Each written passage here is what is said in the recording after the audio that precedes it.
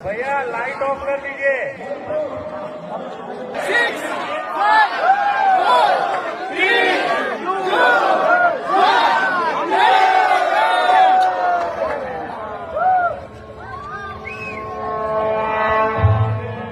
సర్వ మానవాళికి రక్షకుడు, మనకు కొండంత అండగా నిలిచేవాడు, మనసులో తలచిన వెంటనే గుండెల నిండా ధైర్యాన్ని నింపగలిగే మహాయోధుడు, అభయహస్తంతో ఎల్లవేళలా మనల్ని కాపాడే ఆ పవనపుత్రుడి ఇప్పుడు మనసారా స్తుతించుకుంటూ శ్రీ పంచముఖ ఆంజనేయ స్వామిగా అవతారమెత్తిన కథ దృశ్య రూపంలో తిలకిద్దాం రండి. ప్రసన్నాంజనేయం ప్రభాతం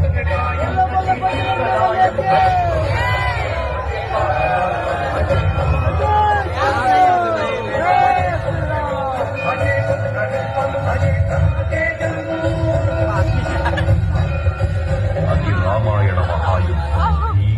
శ్రీరామచంద్రుని సారథ్యం వానర సైన్యంతో విజృంభిస్తూ లక్ష్మణస్వామి తనతో పోరాటం చేస్తున్న రావణుడి కుమారుడు ఇంద్రజిత్ తలని బాణంతో ఒక్క వేటుతో వేరు చేశాడు.